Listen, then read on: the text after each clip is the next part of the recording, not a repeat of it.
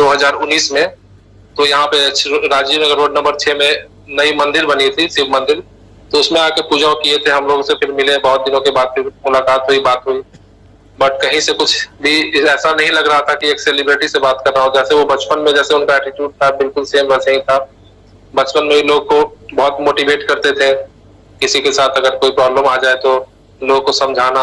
और विशाल, राजीव नगर पहले तो आजकल तो काफी कंजेस्टेड हो गया है, पहले तो काफी खाली रहा था। हाँ, पहले तो बिल्कुल खाली था। सॉरी, मैं बोरिंग रोड में रहा हूँ। अच्छा, मैं खुद बोरिंग रोड में रहा हूँ। मेरे घर के पास सेंट कैरन्स है। मुझे नहीं मालूम था कि सुशांत सेंट कैरन्स में पढ़ते थे। वहाँ सेंट सेवरिन स्कूल भी है और सेंट कैरन्स है। और मैं बोरिंग रोड में, ईस्ट के बोरिंग कनाल रोड में रहता था, 6 साल रहा मैं वहाँ। तो मुझे उस इलाके का अंदाज है बहुत ज्यादा। तो मैं ये जानना चाहता हूँ, क्योंकि राजीव नगर उस वक्त उतना बसा हुआ नहीं था, तो कौन सा ग्राउंड था जहाँ आप लोग खेलने जाते थे, और सुशांत उस वक्त क्रिकेट कितना खेलते थे? उसके बाद में इन सवालों पर आऊंगा। जो परिवार का जो गुस्सा है ना, उस पर बाद में आऊंगा। पहले आप ये सब बताइए।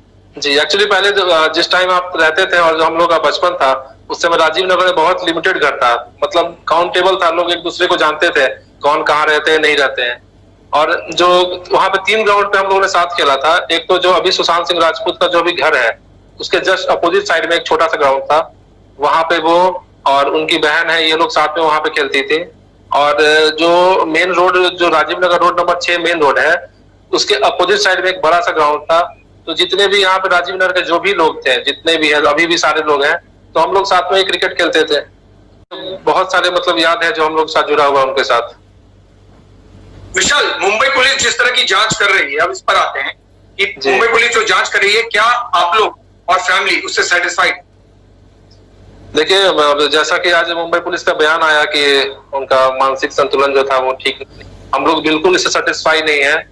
और जहां तक की बात है फैमिली की, तो फैमिली मुझे लगता है मतलब इतने दबाव में है कि वो कुछ खुल के कुछ बोल नहीं पा रहे हैं। उनका बेटा चला गया, उसके बावजूद उन पर इतना दबाव है कि आप सोच लीजिए, वो मतलब खुल के मीडिया के सामने या कहीं कुछ अपना बयान नहीं दे पा रहे हैं। किस तरह का दबाव है विशाल? अब देखिए, जैसे मुंबई में डी कंपनी है, बहुत सारे वहां अंडरवर्ल्ड है, उन्हीं लोगों का पूरा जुड़ाव है। तो मुझे पूरा विश्वास है कि उन लोगों का ही दबाव भी है मुंबई पुलिस पे, और इनके फैमिली वाले पे भी पूरा मतलब दबाव बनाया गया है। इसलिए मतलब ये लोग खुल के आ नहीं पा रहे हैं। पूरा दबाव है उन लोगों पे। नहीं तो किसी का लड़का, किसी का बेटा मर जाए, उसके बाद कोई उस पर मतलब सवाल नहीं उठाए। ये बात मतलब हम लोग को कुछ समझ में नहीं आ रहा कि आखिर बात क्या है, कि मतलब इनके फादर है या जो इनके फैमिली है, इनके फैमिली खुद अच्छे पोस्ट पे मतलब हरियाणा पुलिस में है, वो भी मतलब IPS ऑफिसर है, वो भी मतलब सवाल नहीं उठा रहे हैं। तो ये बहुत संदेह वाली बात है, क्योंकि मैं भी इनके फैमिली से लगातार कांटेक्ट में रहा हूँ। उनके भाई हैं नीरज सिंह बबलू, MLA हैं बिहार में, सहरसा जिला में, छातापुर में। उनसे हमारी बात हुई थी। वो भी बहुत उस समय एग्रेसिव थे जब ये हुआ था, और मतलब बोले भी कि 7 क्रम के बाद हम लोग बहुत मतलब एग्रेसिव रूप से इसको लड़ाई में लड़ेंगे। मगर आफ्टर श्राद्ध क्रम कहीं मतलब सब कोई बिल्कुल साइलेंट हो गए। उनके फादर भी अभी हरियाणा फरीदाबाद चले गए। तो हम लोग तो बहुत नाराज भी है, बहुत नाखुश भी है कि जब बेटा ही चला गया, भाई चला गया, दोस्त चला गया, अब किससे क्या डरना है? अब तो कम से कम जो रात की बात कर रहे थे कि रात में ही उनको मार दिया गया, वो क्या? जी, उनके फैमिली वाले से ही मुझे इनपुट ये मिला था कि जो सुशांत सिंह राजपूत का जो डेथ हुआ था, वो रात में 3:30 बजे ही हो गया था।